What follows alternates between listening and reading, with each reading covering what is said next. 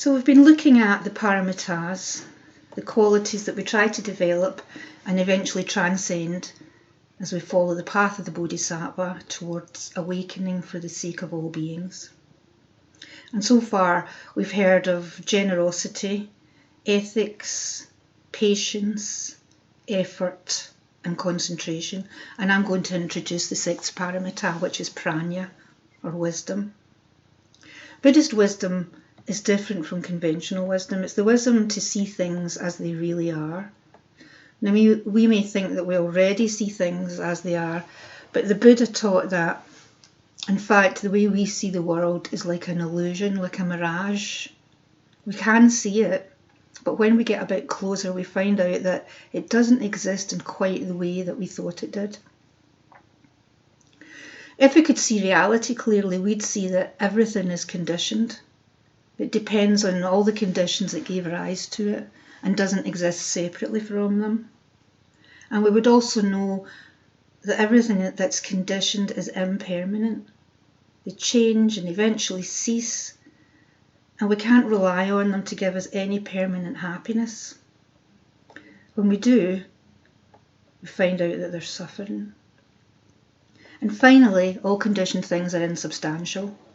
Nothing, including ourselves and other people, are anything more than a constant flow of change with no fixed essence, no permanent, unchanging thingness. Therefore, they're not separate. Now, wisdom is more than a conceptual understanding of these things. Fully developed, it's a profound experiential realization of these truths that brings about a permanent change. Seeing things as they really are at this level results in naturally compassionate action. Because with the realization that there are no fixed entities, no you, no me, no things, compassion becomes the only response. Hence, wisdom and compassion are known as the two wings of enlightenment, and they are inseparable.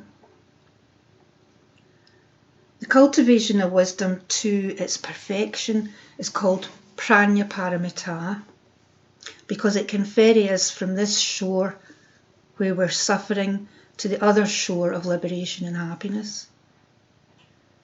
Therefore, such wisdom is the great superior wisdom, the great Prajna paramita. Prajna paramita represents transcendent knowledge, in which there's no subject-object, no self-other dualism at all. It's insight into shunyata, which is emptiness, and as such it acknowledges the interconnectedness of all things. So what does that mean for our practice right here and now? Well, perfect wisdom is the basis of the perfection of the other paramitas. Prajna transforms the other 5 paramitas into their highest state. In other words, we develop wisdom and naturally express it through spontaneous compassionate activity. Our practice of the other paramitas changes. Prajna enables these acts, these paramitas, to become perfections. And they are then transcendent, because the subject, object and practice of the perfections are all free of self. But also, perfect wisdom comes into being through the perfection of the paramitas. It's achieved through their practice. As we practice the compassionate activity of the other paramitas, our wisdom deepens. And we begin to open up a bit more to others, to be more connected and less focused on ourselves. And in this way, little by little, the boundaries that we think exist between ourselves and others gradually dissolve. They no longer seem quite so believable. I suppose another way of saying this could be that our hearts open and soften, and we're naturally more sensitive to the suffering of others. So we keep practicing generosity, ethics, patience, effort and concentration on an everyday level. And as we do that,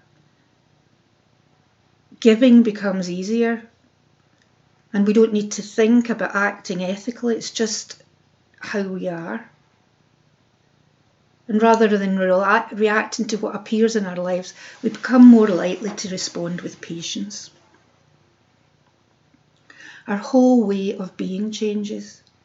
And as we train ourselves out of greed, hatred and delusion, our actions become more and more compassionate.